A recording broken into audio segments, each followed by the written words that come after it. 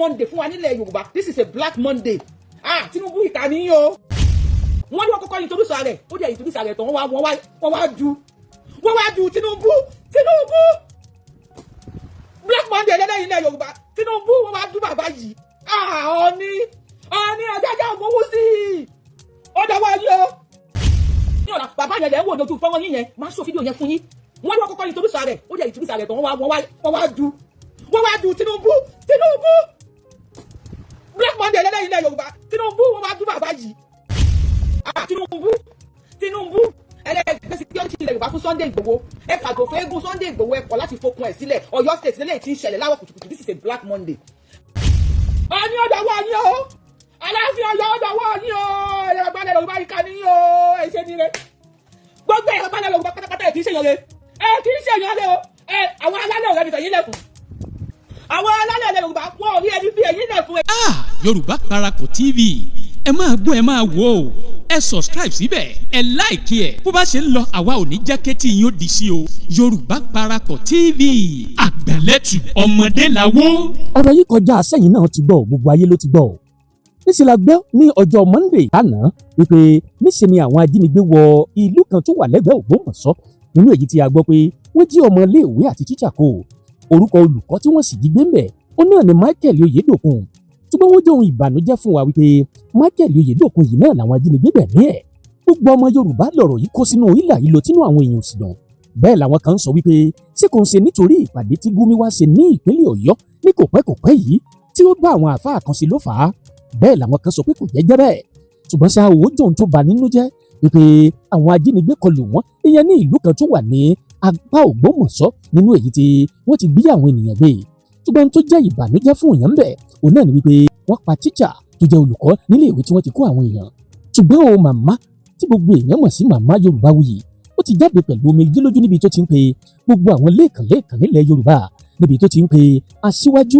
Ahmed Tinubu bẹ́ẹ̀ ló ń pe Ṣèyí Mákindé níbẹ̀ náà ló ti ń pariwo pé ẹ gbà wá ẹ jẹ́ kí Ìgbòho kó bẹ̀rẹ̀ iṣẹ́ lákọ̀tún níbi tí ó ti ṣàlàyé wípé níṣẹ́ làwọn kan dìtẹ̀ tí wọ́n sì lé Ìgbòho wípé kó má súnmọ́ tó ní í ṣe pẹ̀lú Yorùbá nation mọ́ ṣùgbọ́n ṣá o Ìgbòho ti sọ nínú ọ̀rọ̀ rẹ̀ wípé Bọ́lá Ahmed Tinubu ti fóònù láti kó àwọn ọmọ ogun jọ Yorùbáwuyì wá sọ pé ọmọ ogun tí Sunday Ìgbòho kó jọ ǹjẹ́ wọn fún ọ láàyè láti ṣiṣẹ́ bí ẹ wá wò níbi omijé ti ń bọ́ lójú àgbàlagbà màmá Wuyì sunkún omijé bọ́ lójú ẹ̀ nítorí ẹ̀mí tó ṣòfò gbogbo ọmọ Yorùbá ẹ kú dárò ẹjá gbọ́n tí màmá Yorùbáwuyì sọ ẹjá gbọ́ òkú ọ̀rọ̀ tó sọ sí Bọ́lá Ahmed Tinubu ẹjá wá gbọ́n tó sọ sí Ṣèyí Mákindé ẹjá gbọ́ mọ̀ràn tó gba gbogbo ọmọ Yorùbá nínú èyí tí àwọn kan ti dá sí ọ̀rọ̀ ọ̀hún ẹnìkan ti ẹ̀ pè sórí aago níbi tó ní tọ̀hún ti ń sọ wípé ẹni tó kú òkàn òun ohun tó kàn ní pé kí Tinubu sáà ti wọlé ìbò ẹ wo ọ̀rọ̀ burúkú ni tí ọkùnrin ọ̀hún sọ wọ́n fi àwọn kìnìún ọ̀hún hàn wá bọ́wá dégbà àkọ́kọ́ lẹ́yìn ń wò wá àwọn ìdílé olùfẹ́ wa tẹ́lẹ̀ rí ṣùgbọ́n ẹ ò tí ì tẹ subscribe button síbẹ̀ àwọn ń bẹ̀ yín ni ẹ bá wa tẹ̀ ẹ́ sójú ẹ̀ ẹ bá wa dọ̀rẹ́ káwa náà ó sì bá yín dọ̀rẹ́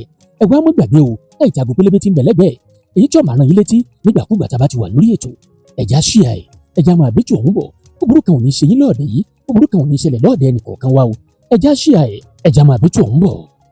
Ó pọ̀ fún alẹ́ Yorùbá. This is a very terrible one. Black Monday lélẹ́yìn nílẹ̀ Yorùbá. A day that we will never forget nílẹ̀ Yorùbá láyé.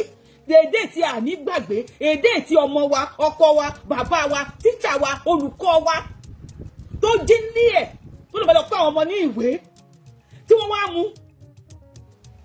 tí wọ́n kó wọ́n gbé pẹ̀lú àwọn kan tí wọ́n dẹ̀ dún ní ọrùn. What a day to remember. What a day that we will never forget in Yorùbá land.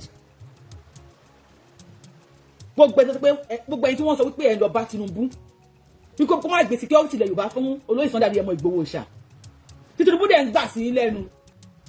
Èmi mọ̀ wípé ìdàkẹ́ ní àjẹ́ndà kí wọ́n ti sọ fún yín pé ẹ make sure pé ẹ di Sunday Ìgbòho lẹ́sẹ̀ mú o títí táwọn afipa gbogbo Yorùbá tán o.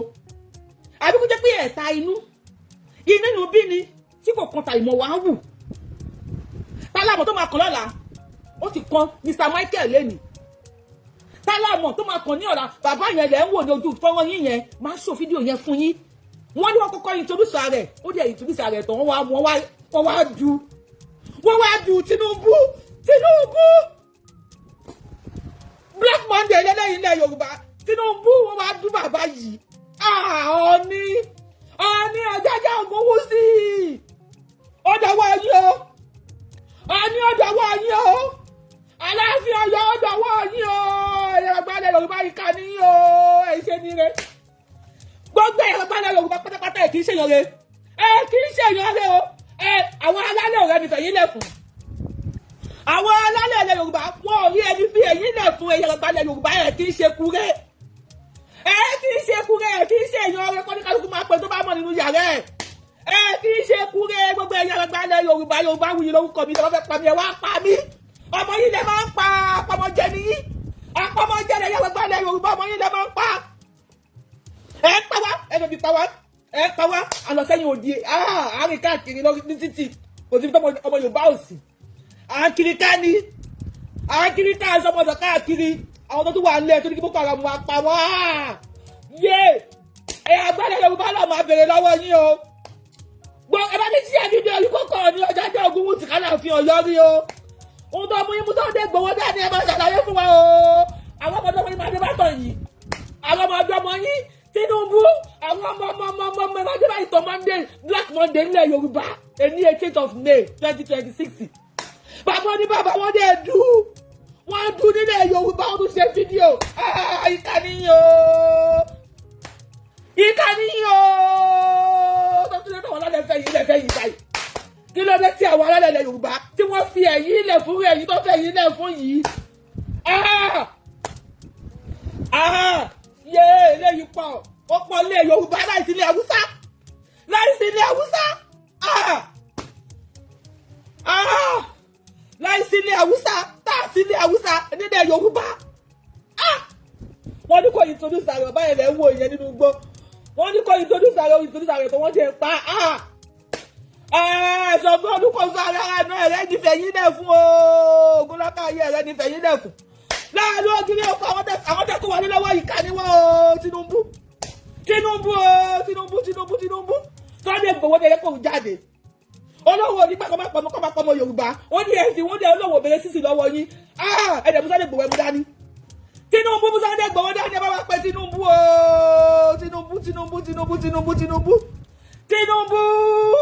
tó bá yẹ kó máa fà àwọn mílítírì tí Sunday Igboho náà ní àfi mílítírì tì tó bá yẹ kó máa kó àwọn sójà tí Sunday Igboho náà ní kó àwọn sójà àti àwọn sójà ọmọ Yorùbá tí wọ́n ní gbàbọ̀dé níbi Sunday Igboho pé àwọn tó kù kó máa lọ kó wọn wálé Tinubu bá wọn sọ fún Sunday Igboho kó máa lọ káwọn tó kù wálé o Tinubu pa wá o.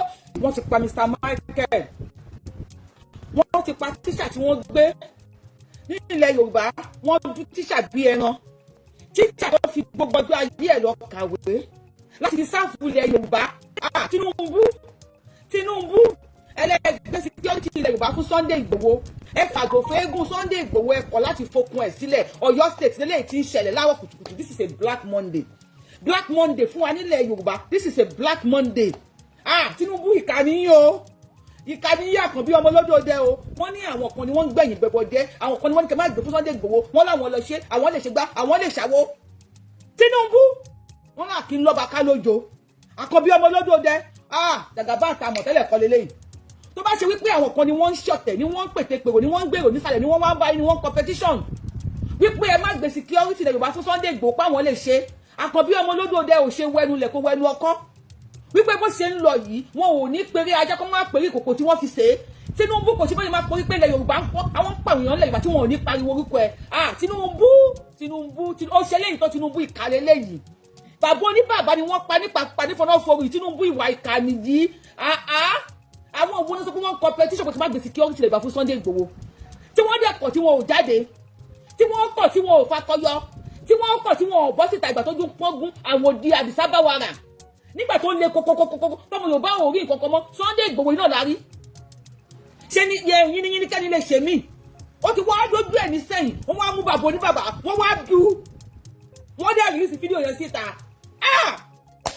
wọ́n ní ká tó bẹ̀rẹ̀ sí ní pé tó bá mọ̀ nílẹ̀ Yorùbá yálà lẹ̀ Yorùbá dìde àwọn tẹ́ fẹ́ yín lẹ̀ fún yìí wọn ò tó fi ẹ̀yìn lẹ̀ fún o àwọn tẹ́ bí kó wá jogún yín yẹn yálà lẹ̀ Yorùbá àwọn eléyìí wọ́n máa ń gbogbo ogun yín ni wọn ò kí ẹ̀ nítorí ìbò wọn ò kí ẹ̀ kílẹ̀ Yorùbá tán wọn ò kí ẹ̀ kó má kó ẹnì kankan nílẹ̀ Yorùbá eléyìí pọ̀ ó pọ̀ fún wa nílẹ̀ Yorùbá eléyìí pọ̀ ó pọ̀ ọmọlúwàbí ni wa nílẹ̀ Yorùbá Tinubu ẹ ṣí gbogbo ní kálukú ẹ ṣí ogun fún oníkálukú ẹ tó bá lè gbé bọ̀ kó gbé ẹ tó bá lè gbé àdá kó gbé àdá ẹ má dúró pé nìkan máa ṣí ogun fẹ́ nìkan Sunday Igboho lẹ́ni kó lọ́wọ́ ọmọ ogun 50,000 ọmọ ogun 500,000 ti dúró fún kí ló kù tẹ́ fẹ́ àkọ́bí ọmọ lódòdẹ wọn láti àkí ní ọba kálójo jàgàbá àtà àmọ̀ táwọn agbọ́ ìtàn ẹ̀ tàṣì súnmọ̀ àníkìláyà sáàgùn ni.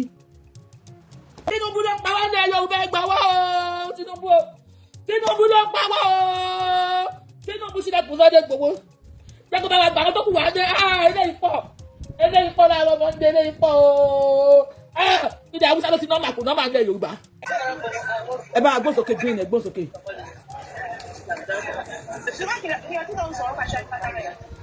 Bébí kìíní kan yẹn ó dáàbò green ẹ gbósòkè.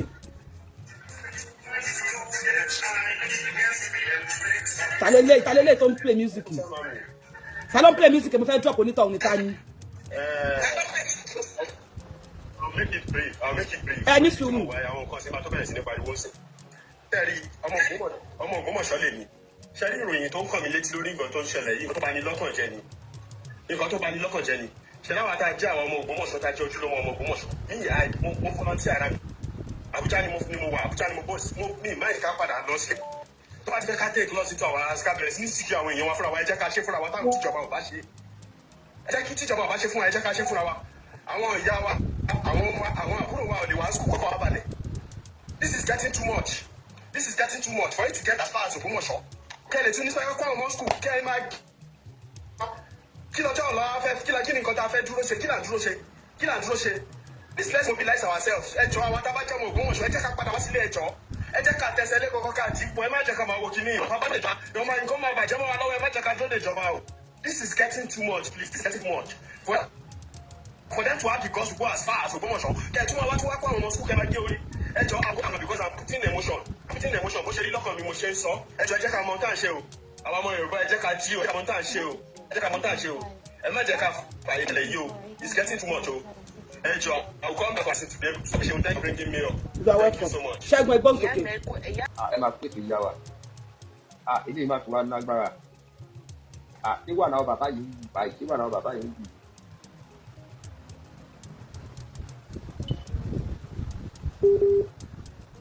Nígbà tí wọ́n fún mi tó dára àwọn akọ́pàkọ́pà àwọn ìṣẹ̀kọ́ tó jáde jẹ́ iṣẹ́ ẹ̀rù tó bá wa dé ilẹ̀ Yorùbá káwa ọmọ Yorùbá nìdí fúnra wa ká jáde síta fún ọ̀pọ̀ tó wà o wọ́n sì ti jẹ́ ká ṣe ní ìlú láti. Kí ló dé tí wọn ò gbéṣẹ́ yẹn fún Sunday Igboho? Ìwọ tẹ́ni iṣẹ́ ọ̀tẹ̀lẹ̀ wò lé. Ṣé Tinubu wá jẹ́ Tinubu fúnra rẹ̀ tó bá yẹ pé ọ̀tẹ̀ ni àbí Tinubu fúnra rẹ̀ mọ̀ nǹkan tó ń ṣe tó bá yẹ pé ọ̀tẹ̀ ni àwọn èèyàn kì í lọ́ba kó lójo Tinubu ó ní fẹ́ tó pa wà láti pé bóyá Sunday Igboho ló bá mi rescue àwọn eléyìí tí Tinubu ò bá mọ ohun tó ń ṣe wọ́n á pa anybody tó ti sọ second time tó this is an evidence of tí Tinubu bá wọlé second time ó yẹ wọ́n á pa anybody ó wọlé kò wọlé kò bá ti wọ̀. àti gbogbo àwọn ọmọ Yorùbá yá jáde wọn ò lè fa gbogbo wa tán káwọn ìtàlá kan ti jáde wọn ò lè fa gbogbo wa tán gbogbo ìrìn kan ṣe ẹkún ti pọ̀ sí ẹkún pọ̀ ẹgbẹ́ àti ìgbà tí Gumi ti wá bàtàn tó ẹni wàhálà ẹ̀ ṣẹlẹ̀. àwọn olórí ibùdó gbé Gumi wá sí Ìbàdàn àwọn ẹni òfò. gbogbo àṣẹ ìgbẹ́jọ́ lè sọ̀rọ̀ gbogbo àwọn afárá tó kọ̀ọ̀kan tẹ̀ ẹgbẹ́ ń pa òyìn. wọn ò ní sọ̀rọ̀ àwọn ọmọ ìyá wọn náà ń ṣiṣẹ́ lọ́wọ́ wọn ò ní sọ̀rọ̀. wọn náà lájú kalẹ̀ lọ́yọ̀ọ́ wọn máa wò wọn o ẹni tó bá gbọ́ olóńgbé yìí ló wọn lájú kalẹ̀ fún pa wọn tán o pé ètò Ọlọ́run àgbà sọ̀rọ̀. ẹjọ́ ìjọba lórí TikTok ẹni tẹ́ bá power tap tí wọ́n bá ti drop yín ẹ má send request wọn because àní tún yín gbé wọlé àwọn tó bá lè power tap tán lè dúró lórí show tán lè like show àwọn la máa gbé wọlé so ẹ̀ka tún gbé kọ́ọ̀dù kan sí lórí fóònù. ẹ ṣeun mà ẹ bá gbọ́ sókè mà. ẹ máa lọ sí sàlẹ̀ mà ẹ máa lọ sí sàlẹ̀ mà. ẹ máa lọ sí sàlẹ̀ mà tẹ́ bá ti gbọ́ nǹkan tá à ń sọ àkàdé ráyè gbá nǹkan tó gbọ́ wọlé ẹ bá gbọ́ sókè. Mr. Levis a máa pàdé ń jọ mi àti iṣẹ́ yẹn lórí péjì èlé ẹ bá gbọ́ sókè lórí fóònù sà. Tani ẹ káàsán ẹ pẹ̀lẹ́ títà ní Yorùbá wò ẹ pẹ̀lẹ́ tí ẹ mọ nǹkan tó ń ṣẹlẹ̀ yìí ni ìmọ̀ bóyá ẹ gbọ́ mi o. ẹni sùúrù mà. torí ẹ ló jẹ́ kí n wá sókè ọjà bọ́lẹ̀ lórí búlà. ẹjọ́ ẹ filẹ̀ wà lọ́wọ́ ẹ filẹ̀ kó sọ̀rọ̀. You are a stupid woman. You are an evil woman pretending to be a Yoruba. You are an idiot. You don't hear what you saw from you. Am I learning? ẹ tó bá fún lẹ́sì ẹ tó bá fún lẹ́sì ẹni tó bá fún lẹ́sì máa drop onítọ̀hún ẹni tó bá fún lẹ́sì máa drop onítọ̀hún ẹni tó bá fi lè fún lẹ́sì máa drop onítọ̀hún ẹ fi lè yẹ kó sọ̀rọ̀ ẹ fi lè yẹ kó sọ̀rọ̀ ẹ yẹ kó sọ̀rọ̀. What's your issue? You don't even look Yoruba. You look Igbo, man. Look at your fucking feet, man. Leave Yoruba and leave Tinubu alone. Tinubu ṣiṣẹ́ takuntakun láti tún ìlú yìí ṣe. Ọ̀tọ̀rí ẹ̀yin ò lè tẹ́ ṣẹ́nu gbàgà bíi kíní. Wọ́n ti sanwó fún ẹ̀ máa rí. Tinubu, Sunday go, you are a stupid woman. You are a foolish man. Kò sí ọ̀tọ̀rí ẹ̀ mo ti ní pé tá a bá wò dáadáa, bàbá yín Igbo ló máa jẹ́. Ìyá ìyá yín Igbo ni. Ó sọ pé ọmọ ẹni ò kí ń ṣèdí bàbàrà káfílẹ̀kẹ̀ bọ̀jẹ̀ lómìn. Ó ti rú yín báyìí ló máa ń lò. Stop gbogbo nọ́sẹ̀sì yìí bá sunkún látẹ̀lé dọ́là Tinubu máa wọlé tí Tinubu bá dẹ̀ ti ṣe tán Ṣèyí Mákindé tún máa ṣe àdéhùn tó máa gbé fún Haúsá àti máa wọlé bá ṣe máa ṣe nìyẹn so ó yẹ gbogbo Yorùbá lè sọ yín àpò yín ló wà that is your business on your mandate we shall stand on your mandate we shall stand on your mandate on your mandate. On your mandate we shall stand. Ẹ kí gbogbo ọkàn tó sùn lọ àfaramọ́. Àwọn àfaramọ́ mandate àfaramọ́. Ẹjọ́ lọ́tọ̀ ẹjọ́ yóò lójú rẹ̀ gbọ́dọ̀ àwọn rere. Wọ́n ní èmi kọ́ mo pa o ọ̀tá mi ló para ẹ̀. Àwa kọ́ la pa o ọ̀tá ilẹ̀ Yorùbá ló para ẹ̀. Níbi tínú ẹ̀ ti ń dùn sí tó ṣẹlẹ̀ ńlẹ̀ Yorùbá o làwọn alálẹ̀ ti pa. Àwa kọ́ la máa pa wọ́n. Bíkítà ráìsì méjì tó ń gbàdúrà máa padà pa wọ́n. Ṣé o gbọ́ mo dárúkọ? Please send that Abiamo that lady very pretty lady. So táwọn ìbá ti sọ̀rọ̀ lọ, màá gbé picture jáde, màá fi hàn yín. Ẹ mọ ọkọ tí mo ṣe ní kẹ́ fi sílẹ̀. Ẹ mọ ọkọ tí mo ṣe ní kẹ́ fi sílẹ̀ kẹ́ má sọ nǹkan. Lórí ẹ̀yin èèyàn mi ẹ má bínú pé mo ní kẹ́ fi máa ẹ̀ sílẹ̀ kó sọ̀rọ̀ o. Ẹ má bínú torí Ọlọ́run. Lórí péèjì wa yìí. Ó ti ṣẹlẹ̀ lẹ́ẹ̀mejì. Ẹ tó kọ́kọ́ ṣẹlẹ̀ sí máa dárúkọ ẹ̀. Wọ́n máa ń pè ní Ọbaṣọlá ó wà lórí Facebook ó ti wá sórí péjì mi ó ti wá bú mi mo ti blog ó ti ṣe àìmọye pages tó fi ń bú mi tó fi ń sọ̀rọ̀ oríṣiríṣi mi èpè oríṣiríṣi ṣùgbọ́n pàtó tó ń wọ Òkè Ọdẹ àwọn fámìlì ẹ̀ náà kọ́kọ́ pa òwe tó bá mi lọ tó pèsè orí show mi mo ṣe ní kẹ́ ẹ fi sílẹ̀ kẹ́ ẹ má kódà lórí YouTube ẹnì kan wà tó ti ń bú mi lórí bí ó kọ́ wọlé bẹ̀rẹ̀ kọ́ ló wà lórí YouTube tó ti ń bú mi mo rí kọ́mẹ̀ntì yẹn mo jẹ́ ṣáà rí gbogbo ẹ̀kọ́ lè máa ń ṣépè fún gbogbo ẹ̀kọ́ lè máa ń bú bàtà wọ Òkè Ọdẹ ó mọye family tó kú now lẹ́ni Ọbaṣọlá my son no you have apologized ó wá social media on live ló wá apologize and mo sọ pé ó ti tán ẹ̀ tẹ́ bá wo show yẹn níjọ́ yẹn wọ́n yẹ pé mo dárúkọ ẹ̀ ó wà lórí Facebook ó wà lórí TikTok ó tún wá lọ́mọbìnrin kan ìmọ̀ bí amòbí jẹ́ píṣẹ́ sí wà lọ́dọ̀ mi ti máa ń ṣù ẹ̀ olórúkọ mi ní Abíọ́lá nígbà tá à ń pariwo pé wọ́n pa wọ́n lérùkù wọ́n pa àwọn Christian pé Christian genocide wà nígbà tá a post pé wọ́n pa àwọn èèyàn lérùkù she came ẹ tó bá ní video picture gẹ́yẹn lọ́wọ́ máa ń show it every time please send the video to me the picture to me Abíọ́lá lórúkọ mi lè gbàgbé tó lórúkọ mi ni she posted wípé wọn Christian lòun o òun dẹ̀ wà ní Nàìjíríà òun ní fan wọn pa èèyàn kankan tó jẹ́ Christian kò sí Christian genocide 16 days after that day àwọn tí wọ́n wà létọ́ palẹ́bùkù nínú church ó wà lára wọn ó fìbọn la orí ẹ̀sìn méjì báyìí lẹ́sẹ̀ ní pé bàtó ń sọ̀rọ̀ mo ní kẹsílẹ̀ kó sọ̀rọ̀ o torí àwọn tó máa ṣẹlẹ̀ sí àbí mọ̀lẹ́bí ẹ̀ torí àwọn tí wọ́n jẹ́ you was there God bless you Ìwálẹ́wà torí Ìwálẹ́wà bá mi wọ picture gẹ̀ yẹn send ẹ̀ sí mi kì í ṣú ẹ̀fọ́ tó wà lórí TikTok torí àwọn tó jẹ́ family bàbá tí wọ́n dúró láàárọ̀ yìí nísìn wọ́n wà níbi tí wọ́n ń ṣépè àwọn obìnrin kan nílẹ̀ Yorùbá wọ́n wà níbi kan sìn bí bàbá yẹn ṣe ń sọ̀rọ̀ tí wọ́n wọ́n ní èpè àwọn kan tí ń bù nǹkan sórí nǹkan fún bó ṣe wà yẹn mo ṣe ní ká tílẹ̀ ẹ jẹ́ kó sọ̀rọ̀ o ẹ jẹ́ kó sọ tẹnu ẹ o fún oníkọ́ ló máa ń fẹnu ẹ gbé kú ẹ bá wa gbọ́n sókè yẹn tó bá kàn àjọ òròlè yẹn kó wà lórí fóònù ẹ bá wa gbọ́n sókè lórí fóònù. ẹ ti sọ̀rọ̀ ti gbọ́ ó yẹ kẹ́ máa tolerate àwọn news apps. ẹ jẹ́ kó sọ̀rọ̀ ká lè bá àpọ́sì òun náà tó bá ṣẹlẹ̀ sí ni IQ ẹ lò tó bá ti ṣẹlẹ̀ sí bàbá mi a máa lè post ẹ̀. wọ́n ti ta sóòlù wọn fún èṣù nìyẹn wọ́n ti ta fún Sátánì àwọn ara wọn lẹ̀ ń rí yẹn báwo lọ́ ṣe lè pààyàn wọ́n ń dún àwọn èèyàn bẹ́ẹ̀ yẹ ìwọ́dẹ̀ sọ pé kí Tinubu máa continue dání Tinubu who is Tinubu tí ó US wá carry out mission tẹ̀yìn parọ́ pé ẹ ti ṣe láti 2024 àbí 2023 wọ́n ṣẹ̀ wá ṣe ẹ wá ń give excuse pé mistake in identity ṣé pé a ṣe máa wò tó máa pa èèyàn lọ títí tí wọ́n máa fi di president ní 2027 kí ni agenda ẹ̀ kí ló fẹ́ ṣe. I mean, our Yoruba, I need láti gbára wálẹ̀. I do not know. We all need to stand up. So anybody wọ́n fẹ́ bú mi ẹjọ́ bá mi fún wọn lẹ̀ jẹ́ kó bú mi o mi ò ní ọmọ bú mi o ẹjọ́ o ẹ fi wọ́n lẹ̀ jọ́ bú mi o. ẹ̀yin lẹni platform yìí lóòótọ́ wọ́n àwa ò nígbà kan máa sọ pákúgbé ọ̀rọ̀ lórí platform yìí ẹ chop wọn off. bẹ́ẹ̀ tó bá wà ṣẹlẹ̀ tó bá because bóyá wà á ti sọ̀rọ̀ àti screenshot fọ́tò ẹ̀ tó bá ṣẹlẹ̀ sí akúkú wá bí. tó bá jẹ́ fọ́tò ní fọ́tò ló gbé sórí kìíní kan. torí fọ́tò tí mo rí ẹ̀ ó dàbí content creator kan ni. àwa síbi àwa bá announce ẹ ṣe ń gbọ́ bá wa torí tí ìṣẹ́ bá ṣẹ̀yàn débì kan ìṣẹ́ ló ṣe àwọn ìyá tí mo ṣó lánàá tí wọ́n fún wọn ní òròmọ adìyẹ tí wọ́n fún wọn ní wọ́n empower wọn pẹ̀lú òròmọ adìyẹ àwọn ìyá tí mo ṣó lánàá they were empowered pẹ̀lú òròmọ adìyẹ òròmọ adìyẹ ló fi empower wọn o ẹ̀yin ọmọ wọn náà wà lórí íńtánẹ́ẹ̀tì bí àwọn iṣẹ́ ní àtúntà ń ṣépè fún yín ti kọjá àwa ní pé kẹ́ máa ṣépè fún wa lọ́ọ̀ yìí ni tó bá kúrò tó bá ní èpè lọ́wọ́ ẹ bẹ́ẹ̀ tẹnu bọ̀ nǹkan ẹ bẹ̀rẹ̀ sí ní tẹnu bọ̀ msk ẹgbọ́n sókè. ìyá mi Yorùbá o ẹ ṣe kò ní bàjẹ́ fún yín. àṣẹ ìdùmarè. ẹ ṣe gan.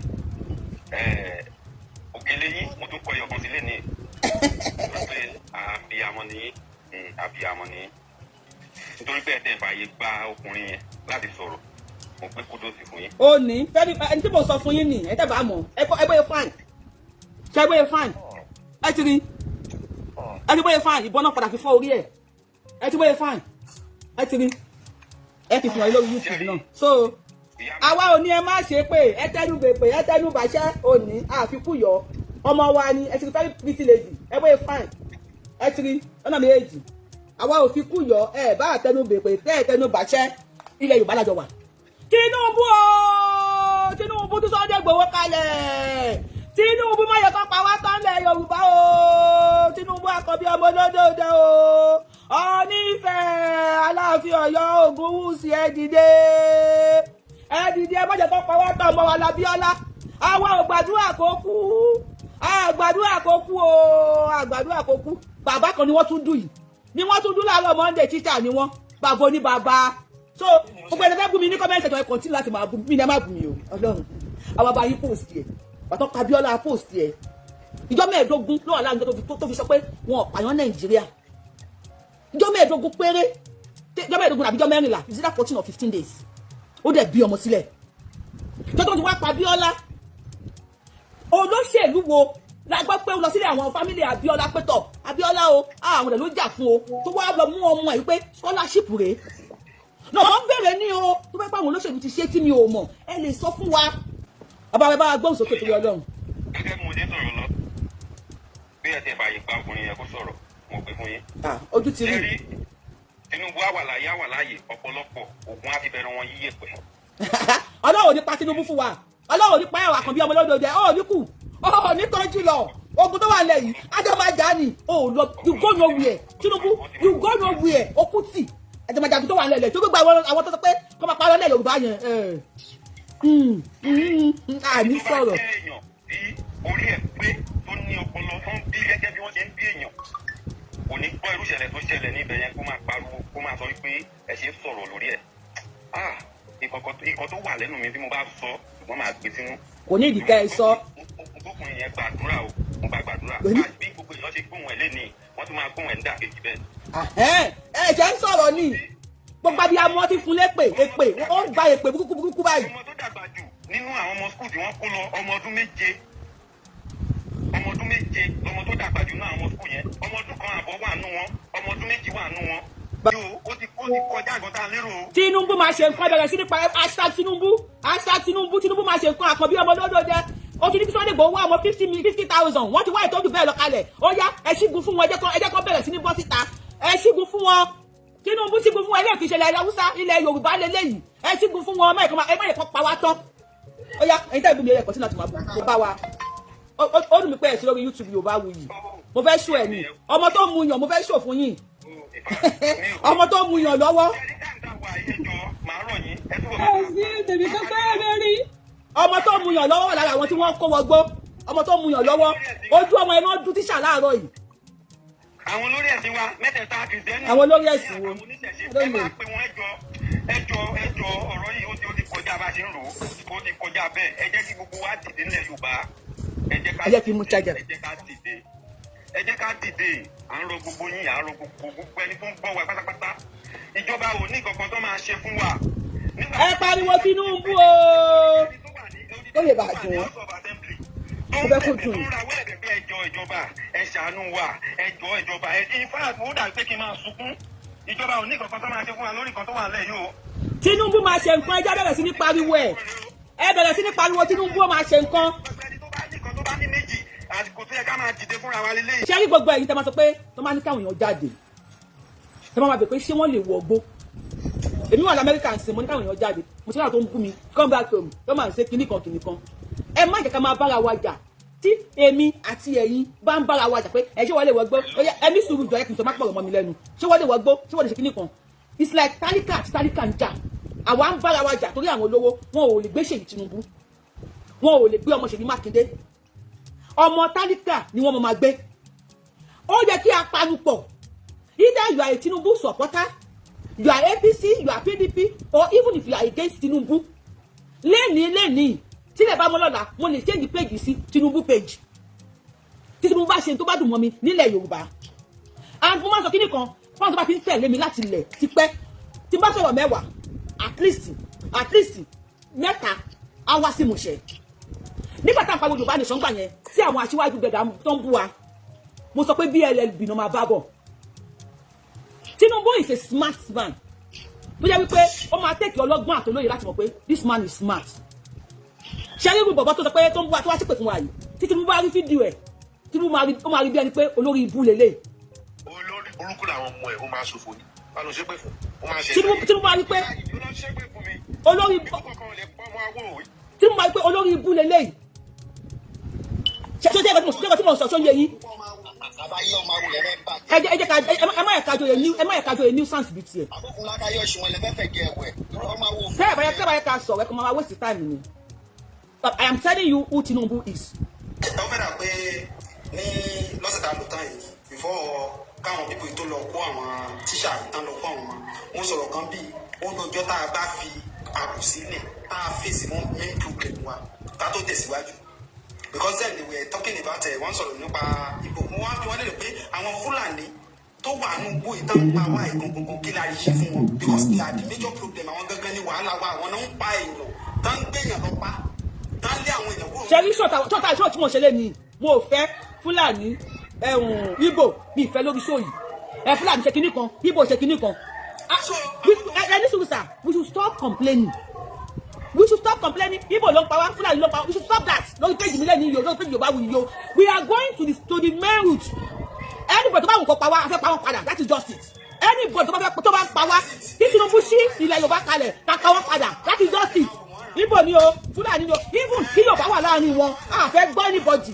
Tẹ́nìkan wà nínú igbó tó sọ pé òun ẹnìkan tó lè bẹ̀rẹ̀ sí máa dúnmọ̀ òun máa wà kó wọ́n bẹ̀rẹ̀ sí máa pa àwọn ènìyàn. Ká ẹ̀dẹ̀gbẹ́nu wa dákẹ́ tá a sọ̀rọ̀ sí tá a tẹ̀ sọ̀rọ̀ lọ́bẹ̀. Nǹkan tó bá àdì burúkú ni.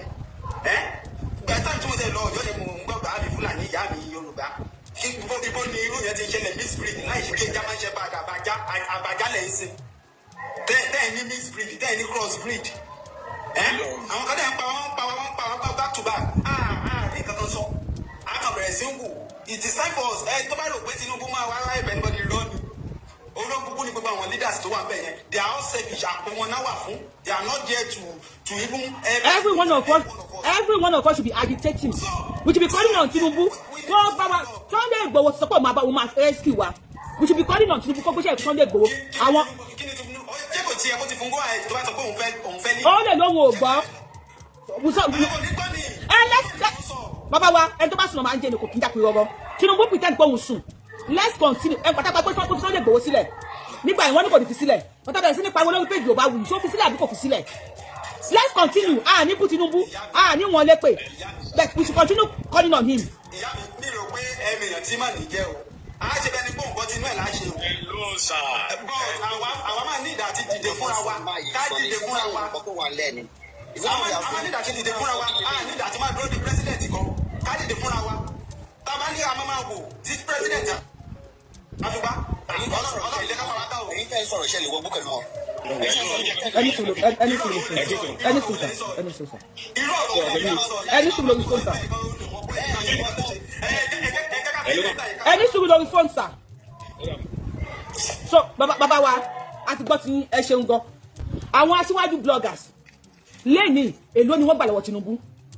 Àwọn tí wọ́n dalẹ̀ Sunday Igboho tí wọ́n lọ join ní Tinubu nígbà yẹn mo sọ fún pé Tinubu ò ní fún wọn ní sísì. Ìgbà tí Tinubu tó ń pín ministerial appointment ta ló nínú àwọn aṣíwájú beggars wọ́n ṣe pọ̀ tó ta ni Tinubu fún ní ẹyọ kan. No ẹ̀fẹ̀ nìkan tí Tinubu fún ní ẹyọ kan appointment fún mi. Wọ́n yìí ṣépè tó fún táwọn èèyàn wọ̀n wọ́n lépè táwọn náà wọ́n àwọn èèyàn lépè Tinubu wọn bí olórí burúkú. Tinubu mọ̀ pé wọ́n pa wá ńlẹ̀ Yorùbá. Tinubu mọ̀ pé wọ́n yẹ pa wá ńlẹ̀ Yorùbá ọmọ pé kò tẹ́ wa lọ́rùn. And I'm gonna tell you pé kò tẹ́ Tinubu fún ara ẹ̀ lọ́rùn. Tinubu máa ń rí ẹnìkan pé wọ́n pa wá ńlẹ̀ Yorùbá ìgbẹ́ nìyẹn ń support bó ṣe pa wá Tinubu máa ń rí wọn bí olórí burúkú ni. But táwọn ọmọ ẹ̀yìn Sunday Igboho tán lọ join Tinubu wọ́n padà ń sunkún lé ní wọ́n padà wá ń bú Tinubu. I told them that time mo sọ fún yín àbí mi sọ fún yín mo sọ fún yín. Ó yí àti mọ wèrè láàrin èèyàn tí wèrè bá wọ coat kò sí bó ṣe lè dress corporate tó ẹ máa mọ̀ pé wèrè ni ẹ lè wó láti orí kẹ́ tó wọ́ dé ìsàlẹ̀ kẹ́ tó wọ́ padà inú kí bàtà ẹ jẹ́ kọ́lọ̀ méjì àbí kó wọ̀ ọ̀tún sósì àbí kẹ́ pé táàyè ẹ̀ ó ti jẹ níbì kan ẹ máa mọ̀ pé wèrè ni. So Tinubu mọ àwọn tó jẹ́ wèrè ó mọ àwọn olórí burúkú ìtọ́jú ìkékan lè pọ́ máa wo ẹni tí kùtù pàlátà nù tó ṣe sọ pé kùkàn lè pọ́ máa. ẹ bá gbọ́sọ̀ kí láwọn ṣẹ́jú méjì. Bàbá tó ní kọ́ bá wa káàdì bàbá tó sọ pé bàbá ló yé ìdìbò fún òun fẹ́ gbogbo ara. Máa play fídíò òun. Bàbá yẹn kọ́ bá tó bá yẹn jáde àbọ̀ òun nígbà tó òun òdìbò lọ kó lọ bá káwọn ọmọ yẹn jáde. Àwọn bàbá tán ní déèdì Fúlàní tó kọ́ ọmọ Yorùbá ẹgbẹ́ wọn náà fẹ́ fi àwọn bàbá òkú tán máa ṣòkò dànù tọ́jú alẹ́ àwọn olórí burúkú bàbá rà gbogbo wọn kọ́ máa gbọ́ wò á kọ́ gbogbo wọn á wá mọ̀ àwọn ènìyàn máa fi tó bọ̀. Ẹ ṣe wà ń bàbọ̀ àwọn ọ̀parí. àwọn bàbá bá mi kọ́ ọ̀sẹ̀ bẹ́yìn. Bàbá Èkìtì kò sí lè kàn tó régún ńlá ni a máa fún ní time ìtẹ́pẹ́ ìmáa sọ̀rọ̀ bí 30 minutes Richard ẹgbọ́n sókè. Ẹ jẹ́ kó máa bú mi o ẹ má fún wọn lé sí o àwọn àbíbí ọmọ bá wọn gbóbi tí wàá rí wọn síta Richard ẹgbọ́n gbọ́n sókè. Ẹ ṣeun sà. Yes ma. Ẹ jọ mọ nǹkan tí nǹkan náà mo fẹ́ sọ ni wípé láti ìgbà tí wọ́n ti kọ́ wọn ẹni yìí àti ẹ̀rọ àwọn èèyàn from that Oyo state kàn tiẹ̀ protest lọ sí governor house kàn protest lọ bẹ̀ ṣe because. Kò kí ń ṣe justice for Mohbad kò dẹ̀ kí ń ṣe threesome Sisi Alagbo how you expect them to protest. kàn táyà kàn dáná síbẹ̀ kàn sùn síbẹ̀ tó sọ́tò òru kàn wà bẹ́ẹ̀ kàn má kúrò bẹ́ẹ̀ kàn má kúrò bẹ́ẹ̀ ẹni tó ń pẹ́ lórí ìsìn ṣe kí bàbá ẹnìkan ní ẹgbẹ́ ẹnìkan ní ọkọ ẹnìkan ní náà kí káwọn tó wọlé kọ àwọn ọmọ five state wà ní Yorùbá kí wọ́n lè support wọn kọ́ wọ́n mọ́tò kọ́ wọ́n support wọn kọ́ protest lórí ọ̀sẹ̀ yẹn. Ó yẹ kí gbogbo teacher ní south west kọ́ da ṣẹlẹ̀ ni all the teachers in south west. Kí ló ń ṣẹlẹ̀ gan-an? Tinubu will find solution to it. This is getting too much. Ẹ ṣe gan mọ. Ẹ ṣe gan God bless you sir. Mr. Ṣẹ́gun ti sọ̀rọ̀. Ẹ bá wa gbọ́n sókè lórí fóònù. Ẹ kó ètò ẹsẹ̀ òyà mi. Ẹ ṣeun sir. Inú mi dùn fún ọ̀rọ̀ tẹ̀sán sí. Ṣé rí àwọn ọmọ pọ́ màá ní káwọn bá ṣe máa gbára wa sílẹ̀? Kò sí nǹkan tó kọ́ mọ́ olówó pé wọ́n pa àwọn èèyàn. Ẹ má yẹ ká bára wa jà. Ibi tá a wà á sì ń sọ̀rọ̀ ìjà mọ́ rárá. Ọ̀rọ̀ bá a ṣe máa strategize ká máa gbára wa nílẹ̀ ní ká máa lé. Kò á lè gbára wa. Oṣù tó bá jù ní gbébọ̀ kò ń ṣe ọ̀tọ̀ kékeré o. Ó ṣe náà kékeré. Ilẹ̀ Yorùbá ti lọ. Gbàtẹ́mi lọ lé ní. Gbàtẹ́mi tó láti lè jẹ́ àgbọ̀bẹ̀ tí lo táǹsì lórí ètò yìí pé madam. Ilẹ̀ Yorùbá ti lọ. Bẹ́ẹ̀ni nígbà tí mo rí kan tó ń ṣẹlẹ̀. Àmì àǹfààní ẹ̀dẹ̀ nílẹ̀ ni ẹ̀yà tẹ́mi mọ̀ dáadáa ni wọ́n ń ṣe ẹ̀yà kan gidi. So àwọn káwá ṣe máa gbára sílẹ̀. Fúlàní ò nífẹ̀ẹ́ ní kankan. Fúlàní ẹ̀sìn Mùsùlùmí tó yàtọ̀ sí ẹ̀sìn Mùsùlùmí àti ilẹ̀ Yorùbá. Bọ́ọ̀ ṣe máa gbalẹ̀ náà wá ẹ má jà bára wa jà ká ṣe ìṣọ̀kan. Bob Marley ti kọ́ni ó ní unite. Ẹ ọmọ tó fáìn bí ẹgbára yìí. Ẹ rí ẹ bóyá fáìn. Ẹ ṣe ẹ bóyá fáìn. Abẹ́ ìgbóyè fáìn. Abíọ́lá lórúkọ ẹ̀ very pretty lady. Ẹ wo ó fáìn bí. Ara àwọn tí wọ́n support ni pé wọ́n pààyàn Nàìjíríà. Ìjọ́ kẹẹ̀ẹ́dógún tó sọ ní Fúlàní wọ eruku tí wọ́n fìbọn fọ́ orí ẹ̀ sí méjì. You think I am happy? Ọmọ Yorùbá ni. You think I am glad? Ó lọ ọmọ sílẹ̀. You think I am happy pé wọ́n ṣe pa Abíọ́lá yìí? Bí wọ́n ṣe pa ọmọ tó ẹ wò ó. Ṣẹ́lẹ̀ yóò lè contest fún beauty kinní kan ni. Ẹgbẹ́ fine ni. Ṣọ́mọ yóò lè contest ni. Lọ́tí Fúlàní tí wàá fìbọn pa nínú chọ́ọ̀chì lérúkù. ǹjẹ́ ẹ gbọ́ wípé gọ́vnà Abdulrasaq Abdulrahman gọ́vnà Kwara State ìjọ lọ mú ọmọ ẹ̀ abẹ́pìsì kan ní gọ́vnà wa Kwara State ìjọ lọ mú ọmọ Abíọ́lá kó fún ní scholarship ó bí mẹ́rin kan kalẹ̀ ṣé gọ́vnà lè lọ mú ọmọ ẹ̀ kó fún scholarship wọ́n lọ wọ́n mú àwọn tó bá ti ń support wọ́n mọ̀ pé lórí burúkú ni ẹ́ many of them mọ̀ pé Nàìjíríà ò ṣiṣẹ́ wọ́n fẹ́ kó tí wọ́n jẹ kó kúrò bẹ́ẹ̀ ni wọ́n tó bá ti support wọ́n mọ̀ pé lórí ibú ni ẹ́ tó bá pa inú wọn máa dùn ní pé lórí ibú kan tó ti lọ ìwọ̀n bàbí tó bá rìn dé àní tí mo ṣe yìí mo ń ṣe fún pé tí bá darúgbó ni táwọn ìbá fẹ́ tó bá fẹ́ kó rìn tó bá kọ́kọ́ mẹ́tì tán láìkí ẹ̀ tán sí ẹ̀ tó bá rìn fáìn tí ò bá rìn tó lè oníkan jùlọ máa dàgbà máa dùn kó máa wá fẹ̀yìntì báyìí bóyá wọn ti máa gbé nǹkan mílẹ̀ lẹ́yìn YouTube wọn máa wo ra mẹ́ẹ̀ máa rẹ́rìn pé ìgbà tí mo wà ń ṣàn góòdè ní ayélujára àgbẹ̀ ní ìgbà tí mo pariwo ni and people wọ́n máa celebrate mi nígbà Yorùbá tí bá lọ tán máa gbé èrè mi tí bá lọ tán Yorùbá máa gbé èrè mi èrè ẹ̀ ní Yorùbá wùyí lórúkọ ẹ̀ àwíṣe àfọ̀gbóhùn wọ́n máa gbé èrè mi pé obìnrin takuntakun ní child wọ́n máa gbé èrè mi tí bá lọ tán ní ìdẹ̀ ní kánjú lọ. àwọn ní sọ ṣé ẹni mo ti ń parí kó yẹ ti pẹ́ màmá mi ń tẹ́ bá bímọ méjì lọ́wọ́ tí méjèèjì jẹ́ ọkùnrin ẹni bá mọ ọmọkùnrin tẹ́ bá bí ọmọkùnrin méjì fìlera wọn wọ́n máa ń yan ìbátá tí àbúrò bá gba etí ẹgbẹ́ ẹ̀ tẹ́ ẹ dákẹ́ tẹ́ ẹ sọ̀rọ̀ tó bá túbọ̀ látú gba tẹ́ ẹ tún sọ̀rọ̀ á kọ̀ǹtínú láti máa gba ṣùgbọ́n ìjọ tó bá gba lẹ́ẹ̀kan tẹ́ ẹ gbígbé kápẹ́ ẹgbẹ́ pàtí tiẹ̀ padà àwọn bàbá wa tó dákẹ́ yìí tí wọ́n sọ̀rọ̀ ló yẹ ká máa pariwo lé lórí. that is it nígbà tí bára wa jà.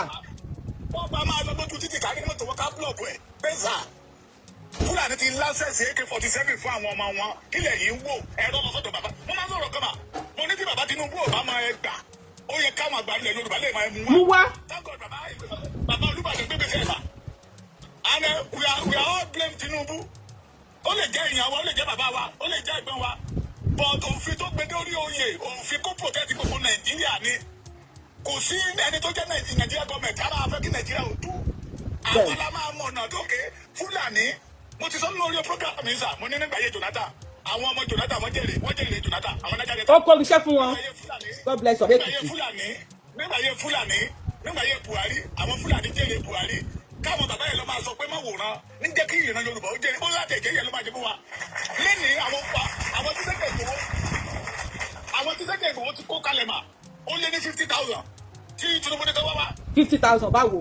ṣé wàá mú àwọn ọdún gbọ́dọ̀ lọ́fẹ̀ẹ́ ni now Tinubu ní pé Sẹ́kẹ̀ Ìgbòho ìwọ lọ gbáradì ìwọ ni máa gbéṣẹ́ yẹn fún Aláàfin Ọ̀yọ́ ó ń bá Sẹ́kẹ̀ Ìgbòho jà torí kó kí ara ẹ̀gbọ́n ọmọ ládé Aláàfin Ọ̀ládé aládé kúrò àgbà fàlàfin ṣé Sẹ́kẹ̀ Ìgbòho ṣàgbélẹ̀ orí kìíní láti gbà yẹn ni bàbá yẹn ti lé ní Aláàfin Ọ̀yọ́ ti sọ pé gbogbo àwọn ọmọ Ọ̀yọ́ tó ń tẹ̀lé Sẹ́kẹ̀ Ìgbòho mo fẹ́ rí wọn lẹ́yìn wọn àwa náà ò dẹ̀ rí wọn náà wàhálà ti wá ṣẹlẹ̀ náà ní Ọ̀yọ́ wáyé tí ò fi pé Gani Adam kó ti wọnú ìgbẹ́ látàná. Àyìnkẹ́ thank you for the gift ẹ ṣe. ìjọba la fẹ́ ṣe yẹn dà. Aláàfáà bá wa gbóhùn sókè bí Aláàfáà bí Aláàfáà ni má bínú. ẹ wo máa mi yọ̀ọ́ dà fún yín jàre ẹni sọmọ nù. kẹ́rí gbogbo wa nílẹ̀ Yorùbá àwọn líle wà nílẹ̀ Yorùbá o wà láì lára wọn ni mí o àwọn líle àpọ̀ nílẹ̀ Yorùbá gan ṣùgbọ́n àwọn olórí burúkú olórí wa wọ́n ń dá wa lọ́wọ́ kọ́ ṣáárí olóyè Sunday Igboho tẹ̀ ń pariwo òótọ́ ìkọ́ lára àwọn ọmọlẹ́yìn. ẹsẹ̀ àkíní kọ́kẹ́ Sunday Igboho ọgọ̀ pẹ̀lú ọ̀pọ̀lọpọ̀ sọ́dọ̀ nínú. ó gbà fún ọjà Fọlá láyé lọ́rùn ṣùgbọ́n láti ìgbà tí bàbá Tinubu ti fún bàbá ní freedom Tinubu ni bàbá gbé sórí o. kí ni kò ṣe sà kí ni kò ṣe àní kí ni Sunday Igboho ṣe bóyá jáde yẹ kó máa campaign fún Obi àbí Àtìkù. rárá mo sọ pé campaign fún Obi o mi ò ẹ má ṣì ní gbọ́ o. no kí ni kò ṣe kí ni kò ṣe. ẹ ní sùúrù màá ṣàlàyé. bàbá wa 2 minutes máa fún 1 minute bóyá question owó jẹ́ 3 minutes your 3 minutes start now. ok n tí bàbá agbéra ni pé àwa o a fẹ́ gba àwọn bàbá wa àwọn ìyá wa tó wà lóko tí wọ́n jẹ́ kán ṣiṣẹ́ a fẹ́ gbà wọ́n lẹ̀ èyí tó gbéra ní nǹkan tó kí ọ̀rọ̀ Yorùbá nation táwa tẹ̀lé wọn sí o ìgbà tó yàtọ̀ níṣẹ́ tá à ń ṣe náà gbé ọ̀rọ̀ Yorùbá nation dé tó gbé wa lọ́wọ́ but nísìnyí wọ́n ti fún wọn ní freedom wọ́n dẹ̀ ti gbà pé òkè freedom ti wà lẹ̀ kí ni ẹja continue ẹ̀ wọ́n alára tó lọ bá ṣe meeting o gbogbo alára tó lọ ṣe meeting náà ẹja continue kí ni yìí wọ́n ní kánísù ìpè Tinubu sọ káwọn lọ wá 50,000 people nígbà wọn dẹ̀ máa fún alamnation ìpè ká bá wọrí a máa lè face am.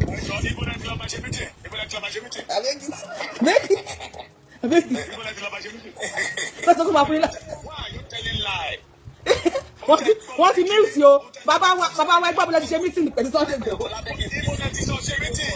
Mo fẹ́ pè ọ̀kan lábẹ́ máa fi sí Guinea. Ibo lẹ ti ṣe meeting yìí sà. Ogun ti padà jálẹ̀ Yorùbá. Why are you telling lie? sí ìjọ wo la fẹ́ bọ́. Why are we telling lie against ourselves? Ẹni tó sọ pé wọ́n ní òkè ó fẹ́ gbà kọ́ lọ́wọ́ ènìyàn ṣé wàá máa ṣépè fún ni. Gbogbo pépà tó yẹ kó sáyẹn lórí ìrù ẹkùn wọn ti sáyẹn èyí tó yẹ ká máa pariwo lé àwọn ọba wa lórí pé bàbá alábẹ̀dẹ̀ ibi tẹ́ bá ṣe dé ẹ parí ẹ̀. Báwo onírìṣà ibi tẹ́ bá ṣe dé ẹ parí ẹ̀. Ọlọ́wọ̀ ibi tẹ́ bá ṣe dé ẹ parí ẹ̀. Ẹ parí ẹ̀ Ọọ̀ni. Olúgbọ́ Akin. Olúgbọ́ àgbẹ̀ ọmọ ọba Yámù. Ìyá mi ẹ jẹ́ kí n sọ kankan fún yín. Ẹ go ahead. Ẹ wá díẹ̀ máa bọ̀ bẹ́ẹ̀. Ṣé gbọ́ mi mà? Ẹ má máa gbọ́rọ̀. Sunday Igboho tó ń tẹ̀lé pé Tinubu kiri ṣé kó máa ṣe pé fúkálẹ̀ ní kẹta fẹ́ gbà wá ni. Nọ́mbà 1 náà tàbí Yorùbá nínú àwọn Nuru Ribado Nuru Ribado. Ribadu ni Ribadu kìí ṣe Ribado. Tó ní ẹgbẹ́ pàǹkà pátápátá náà ti gbà á.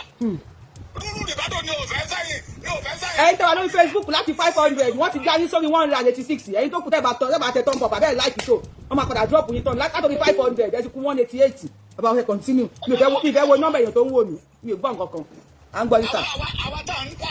Àwa tá à ń káàkiri láàmà ọ̀pọ̀lọpọ̀ ohun tó bá ti gbọ́ lórí social media Sunday Igboho ti wàṣọ APC Sunday Igboho ti wàṣọ PDP ó ti fi Yorùbá lè ṣẹlẹ̀ ṣé ọmọ kan tọmọ kò ní ẹṣẹ lábẹ́ ni. The problem tó ṣẹlẹ̀ lọ́yọ̀ọ́ yìí Aláàfin Ọ̀yọ́ ní kẹ́tù jẹ́ ká bù so. Nígbà tí Sunday Igboho ti lọ sí pálásì onírìṣà tó ti kiri àgbẹ̀ wọn ọmọ ládéládé lábẹ́ Aláàfin Ọ̀ládé adé aládékú lágbà fáláàfin láláàfin Ọ̀wọ́ adé ti sọ pé gbogbo ọmọ Ọ̀yọ́ tó ń tẹ̀lé Sunday Igboho pé wọn gbọ́dọ̀ tẹ̀lé mọ́ ló fi lọ náwó gàní sókè ní àwọn ń pa wọn ti lọ sí Ọ̀yọ́ park wọn tún wá tó yìí fún Ọ̀yọ́ sí ẹ já sọ̀rọ̀ lórí ìyẹn ká pariwo lórí àwọn àgbààgbà lẹ yóò. Ó yá ẹ bá bá mi hashtag wọn. Ẹ má gbọ́ mi mà ojú yín ni Fúlàní ṣe lásẹ̀sì AK-47 fáwọn ọmọ wọn tó fi ń pa wá bẹ́ẹ̀ nípa náà ọ̀tí dùnú Ribado fẹ́. Bàbá Èkìtì ẹni sùúrù Màámi Grace wọ́n ní èèyàn 302 ló ń wà èèyàn 78 ló like show ẹ fi wọ́n lẹ̀ o. Let us say the reality sir ma àwọn leader wa àwọn ọba lónìí ìlú tẹ̀yẹ̀ kọ́ sọ pé bàbá ò láṣẹ wọ́n ń tẹ̀ wá ní àwọn ọba láṣẹ. Kogi tá a lọ àwọn ọba ló kọ́ra wọn wá papọ̀ pé àwọn fẹ́ẹ́ invite Sunday Igboho wá pé wàhálà ẹ̀ pọ̀ jù nígbà tí gómìnà Kogi rí ọ̀pọ̀lọpọ̀ lẹ́tà ó surrender. And Tinubu will not stop them. Ṣebí we should continue calling on Tinubu tá a bá jà padà Tinubu ò ní àrẹ́sì wa o Yorùbá nǹkan tá a mọ̀ nìyẹn o Tinubu is a smart man tá a bá jà padà Tinubu ò ní àrẹ́sì wa o ẹ má gbọ́ ti àwọn afọ́fúngbẹ́mu tí wọ́n sọ wípé wọ́n ṣe kíní kan Tinubu wọ́n ṣe kíní kan Tinubu la máa pè tínú ilé bá bàjẹ́ baálé ilé la máa pè tí kọ́tà bá dọ̀tí baálé ilé la máa sọ fún tí ọ̀bẹ bá tán nínú ìṣàsùn baálé ilé la máa pè ìdá ó ní kò ní nígbà tá à ń pariwo pé Tinubu release Sunday Igboho wọ́n ní kò ní release ẹ̀ mo lórí péjì Yorùbá Wuyì ká bẹ̀rẹ̀ sí ní fa Tinubu ó máa release Sunday Igboho ó release àbí kò release ẹ̀ tá a bá tún wá pawọ́pọ̀ tá à ń sọ pé Tinubu free Sunday Igboho kó bá wa lọ sí àwọn kó bá wa kó àwọn tí wọ́n kó wa Tinubu máa release Sunday Igboho Tinubu máa ní kó lọ ìjà òfò ìjà àdánù tí Yorùbá ń bára wọn jà ní Tinubu ṣe ń wò yìí bí ẹni pé lórí burúkú nìyí Tinubu náà ò ní ẹranjú kalẹ̀ kó pa wá kó máa pa wá if we cooperate gẹ́gẹ́ bí tálíkà wọn ò lè pàṣẹ ní Tinubu wọn ò lè gbé Ṣadé Tinubu ẹni tó bá sùn èèyàn máa ń jí èèyàn kì í jí àpérọrọ Tinubu pérọrọ ni kò sùn àmọ́ wọn máa jí wọ́n pè é ẹni tó pè é òdàkẹ́ olóhùn gbàgbọ́ ya tí gbogbo ọmọ Yorùbá tàwọn tá a jẹ́ tálíkà táwọn bẹ̀rẹ̀ sí ní pariwo pé Tinubu o Ọọ̀ni o Aláàfin o Olúgbọ́ ọmọ Bàyámù o bàbá wa Olúbà tábẹ̀rẹ̀ sí ní pariwo wọ́n máa gbọ́ pé wà wọn ò ní gbọ́ báwo wọ́n máa gbọ́ nǹkan sọ àárín fi yín lọ́rùn sílẹ̀ lórí méjì Yorùbá Wuyì àárín fi èèyàn báyìí lọ́rùn sílẹ̀ àwọn máa pariwo yín ni àkọ́ a ò gbà sẹ́ àwọn ọmọ Yorùbá ṣe ẹgbà ni àwọn ò gbà àgbà àfaramọ́. You need to rescue our people. You need to rescue us. Ẹ lé wa sẹ́yìn òdì àwọn tàwa lẹ́yìn òdì à ń fẹsẹ̀ sọ́nlẹ̀ káàkiri bí ṣe wà ní sẹ́wọ́n tí mo ṣe wú àti ṣe night shift àti fàṣẹ èmi ti fẹ́ ẹ bọ́ àwọn tó wà nílé wọ́n fẹ́ ebi nìkan lẹ́sẹ̀ fi pa wọ́n àti máa fún wọn lówó oúnjẹ ẹ tún wá abẹ́rẹ́ pé wọ́n wá bàbá yẹn ẹ kà pílẹ̀ ẹlẹ́kan sí wọ́n ní kó introduce àrùdé introduce àrẹ̀ kan. Ikú lágbára o ewu tó báyìí bó ṣe ojú wọn ti lérò wọ́n ti rí ikú. Wọ́n ti rí ikú. You can come on Yorùbá Wuyì lórí YouTube tó bá fẹ́ wò. Bàbá yẹn ti rí ikú ẹwọ́ tí wọ́n bó ṣe lérò rò. Kí náà pípọ̀ yìí fẹ́? kí ẹ TikTok wọ́n fẹ́ dáhùn ìbọn lórí TikTok tí wọ́n máa já yín bọ́ọ̀lù kò sí ọ̀tọ̀ yìí ní ṣe ọkàn sí tẹ́bà ti lè power tap kò sí ọ̀tọ̀ ẹ bá wa power tap mi lè máa gbé ṣòkà kí máa gbá àwọn ìwọlé gbéyàn bẹ ẹ bá wa káṣẹ wọ 50,000 kó tó gbà kí gbẹ́nìbọ̀dù kẹ́nìbọ̀dù tó sọ̀rọ̀ lórí TikTok ẹ wọ̀ báyìí ojú wọn ti lérò wọ́n ti rí ikú. ilẹ̀ Yorùbá kì í ṣẹlẹ̀ fúlàdọ̀ tí máa ń dún èèyàn tíṣà tí wọ́n dún ní èní Monday èní 18th of May 2026 Black Monday ló jẹ́ fún wa nílẹ̀ Yorùbá Yorùbá wì akọ ọmọ Yorùbá àbí ẹ̀kọ́ ni ọmọ Yorùbá ṣe é fẹ́ bẹ́ẹ̀ àfẹ́ bẹ́ẹ̀ àwọn akọ̀ lórí pé ìjọba wù yìí àwọn máa pariwo fún ìbàbá yìí àní fi lọ́rùn sílẹ̀ mi ò ní jẹ́ kẹ́ gbádùn jẹ́ gbádùn náà jẹ́ gbádùn ẹni tó bá yẹ kí n gbádùn náà ní nísìmí ẹ̀yin ò jẹ́ ká gbádùn àwọn náà ò jẹ́ kẹ́ nísìmí Tinubu àní jẹ́ òun nísìmí lórí péjì akọ we don't want this in Yorùbá land we have to defend ourselves insecurity la ṣe pariwo pa fẹ́ Yorùbá nation insecurity yẹn ti pọ̀ and this shows wípé tí Tinubu bá wọlé 2020 kí ló fẹ́ wọlé 2027 wọ́n ní mo bá pa wá lẹ̀ Yorùbá ni wọ́n máa ṣe fídíò títí mo bá bọ́lẹ̀ 2031 wọ́n ní mo máa pa wá lẹ̀ ìgbà tó máa ṣe fídíò ni Tinubu àní fi ẹ́ sílẹ̀ we will keep on calling you àwọn máa pariwo ẹ àwọn máa pè ẹ́ ọ ní àní fi lọ́rùn sílẹ̀ Aláàfin àní fi lọ́rùn sílẹ̀ Olúgbọ́n bàbá yàmù thank you bàbá mi Olúgbọ́n bàbá wa Ọọ̀ni bàbá wa Aláàfin bàbá wa Olúbàdàn ìfẹ́ mẹ́rin kọ́kọ́ sẹ́yìn nínú gbogbo yín ibi tẹ́ ti bẹ̀rẹ̀ iṣẹ́ ó yá ẹ parí ẹ̀ we want you to finish this ẹ̀yin lẹ́ni kí Tinubu fi Sunday Igboho sílẹ̀ kò kí ṣohun Yorùbá wuyà táwọn fáǹsì ẹ̀ nìkan ó lè pa àwa náà gbé lè bá wa gbà á tún máa pariwo yín sí bọ́tọ̀ pálẹ̀ Yorùbá àwọn ò faramọ́ ẹ ṣe màámi. ẹ ṣe Ọlọ́run àgbà wa Ọlọ́run àbẹ̀ dáàbò bo àwọn ọmọ yẹn Ọlọ́run lo àwọn èèyàn láti release àwọn ọmọ yẹn kìbí gbogbo olóṣì lọ sí Kwara tí ò tí ì dé àbí ìṣọ́ni ẹlẹ́ni yẹn kan náà ló ṣì káwọn ọmọ ṣẹ́ni kí Tinubu bá wa sílẹ̀kùn fún Sunday Igboho kó gba Kwara wọ Ọ̀yọ́ ẹ fún àwọn mínísítì láṣẹ ẹni kọ́nsẹ́ẹ̀tì dúróònù ẹ jẹ́ kọ́nsẹ́ẹ̀tì dúróònù Tinubu àmàfẹ́ pè é wo mo lè gbálí fọ̀ṣẹ̀ kan tó ń wọ́n ṣe pariwo wọ́n ní Tinubu rìlíìsì Sunday Igboho kò rìlíìsì Kánú. ilẹ̀ Kánú tí wọ́n rìlíìsì gan ṣé wọ́n gbádùn jù wá lọ ṣé àwọn Kánú gan gbádùn jù wá lọ. wọn ò tó bẹ́ẹ̀ kan pa wọ́n ti pa wọ́n padà. ọmọ Ìgbò àti pa wọ́n padà o Sunday Igboho pààyàn kankan wọ́n lè ṣe láì Ọlọ́run máa bá wọn jà gbogbo àwọn àgbàgbà wọn yẹn Ọlọ́run máa bá wọn jà o ẹ ṣe mà. ibi tá a gbọ́dọ̀ dé nísìnyí ibi tá a gbọ́dọ̀ dé báyìí solution lè jẹ́ ẹni. solution hashtag Tinubu hashtag Aláàfin hashtag Ọọ̀ni hashtag Olúgbọ́n bàbá yàmù hashtag bàbá wa Olúbàdàn ẹ máa bá wa hashtag wọn lẹ́yọ̀ kọ̀ọ̀kan kí káwọn náà máa gbọ́ pé à ń pè rí wọn a máa pè wọ́n ṣẹ́tìrí bàbá wa ṣẹ́tìrí lẹ́tà nìyẹn ni o wípé àwọn ń bọ̀ lẹ́tà yẹn lẹ́ ń wò yìí o wípé àwọn ń bọ̀ wọ́n dẹ̀ wà wọ́n pa àdéṣe wọn kan ẹ bá wa gbọ́n sókè sà má. wọ́n ṣàjẹ́ wọ́n ti pa tíṣà yìí. ẹ pè ní ẹ̀jẹ̀ gbé fóònù mi. à ń sọ adé bá wa gbọ́n sókè ẹ̀ sọ̀rọ̀ à ń gbọ́ yín ẹ̀yin lẹ̀ sọ̀rọ̀. mo ń sọ̀rọ̀. à ń gbọ́ yín màmí ẹ kúṣẹ́ takuntakun. ẹ ṣe mà. Ọlọ́run àdá àwọn ọmọ yín sí. àṣẹ mà. ẹ ní ṣe lásán lágbára Ọlọ́run. àṣẹ mi ìmọ̀ bóyá ẹ̀ ń gbọ́ mi o.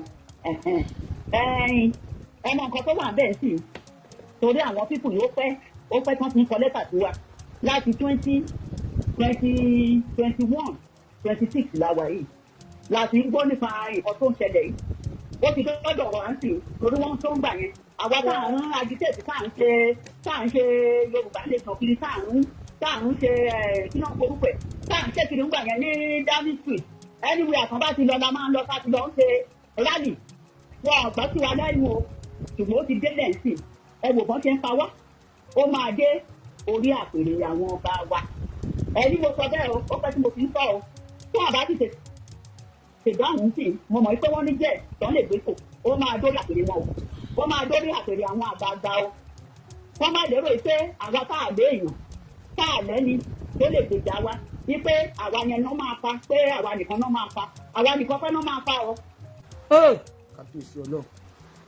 kábíyèsí Ọlọ́run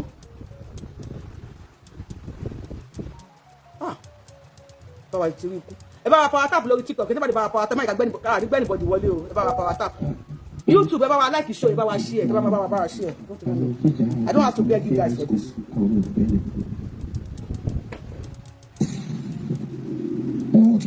Gumi tẹ́ gbọ́ yẹn orí wọn náà bẹ́ yẹn o wọ́n máa ṣe boom wọ́n bẹ́ ọ wọ́n á mú àdá wọn yá mi ẹ̀ ní dáàmú ẹ bá wa lo ṣẹ́jú méjì èrò pọ̀. Ọlọ́run ràn mí lọ́wọ́ Ọlọ́run á fún yín ṣe rí Yorùbá gba òmìnira lágbára Ọlọ́run ṣe rí Mákindé yẹn tó yẹ kó dìde tó yẹ kó gbé ẹlikọ́tà kó yọ̀ọ̀dà ẹlikọ́tà dé tó security vote tó gbà kò sí nǹkan tó fi ṣe ìyẹn ló yẹ kó ṣe ìdílé kó rìlíìsì sí kọ́tà state yẹn kó dẹ̀ máa fi ṣiṣẹ́ kiri ṣùgbọ́n nǹkan tá a jọ òjò gbọ́ kí ló fi ṣe kí ló fi owó security vote wá ṣe wọ́n káwọn dúró ọmọ lọ ní school wọ́n jòkó àwọn ọba jòkó ọba Ògbómọ̀ṣọ́ jòkó sínú ààfin ọba Aláàfin jòkó gbogbo ọba lọ́lọ́jà everybody wọ́n jòkó kí ló ń ṣe wọ́n pariwo Sunday Igboho ṣé Sunday Igboho nìkan ló fẹ́ jagun ni. kí Tinubu tiẹ̀ sí ní kò ṣẹ̀dá bá wa rescue àwọn ẹ̀kọ́ káwọn ọmọ wọgbó kó bẹ̀rẹ̀ láti ẹ jẹ́ kó bẹ̀rẹ̀ láti bẹ̀ àwọn state governor onídìje wọn onídìje. state ẹ̀ ní security vote wọ́n tó láti ṣiṣẹ́. Ṣèyí Mákindé bẹ́ẹ̀ lọ sí 2027 election ó fẹ́ di president. ta ló ń wa Tinubu tó lẹ́yìn tó gbórí kò lè fèsì Fúlàní òun ló fẹ́ lọ fèsì àwọn kàtà. solution ni ọ̀rọ̀ tí tọ́yẹ kí everybody máa mú wa báyìí nǹkan tèmi fẹ́ sọ lórí ẹ̀ ni pé lọ́wọ́ ta wà yìí ẹ má jẹ́ ká gbọ́kànlé ìjọba kankan now máa mú example kan wá. 2 minutes sáà 2 minutes sáà máa lò. ibi tí wọ́n ti lọ pa àwọn èèyàn ní tí wọ́n tó ibi tí wọ́n ti lọ pa àwọn èèyàn lórí rẹ̀ yẹn grace ni mo mọ̀ dáadáa ni ẹ bá dẹ̀ wò ní gbogbo bẹ̀ yẹn igbó pọ̀ níbẹ̀ then ní àwọn eré àbìkan níbẹ̀ yẹn nǹkan tí wọ́n ń ṣe ni pé gọ́ọ̀mẹ̀ntì àti ìlú oníkó gọ́ọ̀mẹ̀ntì àti ìlú wọ́n ní àwọn ọlọ́dẹ tẹ́rí àwọn ọlọ́dẹ yẹn wọ́n fi wọ́n sí ibùsọ̀ bóyá bí ibùsọ̀ mẹ́wàá èèyàn bóyá bí 10 kilometres lójú ọ̀nà nínú igbó ibẹ̀ ni wọ́n fi wọ́n sí àwọn tó bá gba ìgbẹ́tì lọ sí Ìgbòho lọ sí Kìṣí wọn àmọ́ nǹkan tí mò ń sọ yìí so kó rọrùn fún àwọn ẹni bí yìí láti operate dáadáa so ẹ má jẹ́ ká dúró de Ṣèyí Mákindé kankan ẹ má jẹ́ ká dúró de Tinubu kankan the next thing the next thing tó yẹ ká ṣe nísìnyí pé ẹni tí ò kú òun ló lóko òkè ọ̀hún so ẹ jẹ́ káwa gan kọ́kọ́ wá ọ̀nà àti protect wa náà ara wa náà so ẹ jẹ́ kí àwọn ọba àti àwọn baálẹ̀ àti àwọn local government kí wọ́n jọ kọ́kọ́ bẹ̀rẹ̀ local security fúnra wọn so tí wọ́n bá ṣe léyìí gbogbo ẹ bá rántí bóyá bíi 2 months ago wọ́n gbé àwọn kan ní ọ̀nà ìgbẹ́tìsí Kìṣí tó jẹ́ pé instanta ni àwọn local kìíní yẹn ni wọ́n sáré wọ́pọ̀ tí wọ́n dẹ̀ rí àwọn ènìyàn rẹ̀ sí padà sẹ́rí nǹkan tó ń ṣẹlẹ̀ yìí gbogbo ẹ ti yí mọ́ra wọn o ní ètò ìtẹ̀sí bóyá bíi 3 months ago wọ́n analyse nǹkan kankan nǹkan yẹn ló ti ń ṣẹlẹ̀ báyìí wípé láti Niger wọ ibi tí ẹ oríire yìí there is one thick forest kan tó wá láti ibẹ̀ yẹn tó jẹ́ pé ẹ nígbà àti jáde sí ìgboro rárá tẹ́ẹ̀fì délé Haúsá so bẹ́ẹ̀ bá dẹ̀ wò nígbà táwọn pípé ìdí tí wọ́n kó yàn báyìí ibẹ̀ ni wọ́n mú orílẹ̀ àǹtí ẹ̀ bá dẹ̀ gbàgbé bíi 2 months ago ní oríire kan náà yìí kan náà ni wọ́n ti sẹ́ǹdì lẹ́tà sí wọn wípé àwọn ń bọ̀ wá kó wọn. bẹ́ẹ̀ni kéèjì tó máa kó wọn lórí ilé lẹ́yìn. jẹ́ni pé wọ́n mú ọ̀rọ̀ yẹn sẹ́ so the best thing ẹ̀wọ̀ ẹ̀jẹ̀ ká kọ́kọ́ fọ lẹ́yìn ẹ̀jẹ̀ ká kọ́kọ́ protect ara wa ní ìlú kí wọ́n kọ́kọ́ gbé ìgbésẹ̀ ló ṣe ìbọn tí wọ́n fi ń pàpàrọ̀ yẹn náà wọ́n ti kọ́kọ́ fi kíkẹrẹ wu náà so kí wọ́n kọ́kọ́ bẹ̀rẹ̀ ẹ̀yìn àwọn tertiary institution wa náà àwọn náà wà nínú ìlú àti sọ̀rọ̀ yìí kò sí school wa kankan tí ó fìdí gbọgbó àyàfi school tó wà nígboro gbogbo àwọn yẹn yìí dẹ̀ ti wà so kò sí pé bóyá kìíní kan ẹ má jẹ́ kémi torí àwọn tó sì fẹ́ sọ̀rọ̀ ẹ ṣeun sir. No blame. We are not blame. I not blame anybody. Call on Tinubu. We are calling on them. Gbogbo pátá solution la fẹ́. Ẹ ṣe gbọ́. Yorùbá Parapọ̀ TV ẹ máa gbọ́ ẹ máa wò ó ẹ subscribe síbẹ̀ ẹ like ẹ bó bá ṣe ń lọ àwa ò ní jẹ́ kétí yín ó di sí o Yorùbá Parapọ̀ TV àgbàlẹ́tù ọmọdé làwọ̀.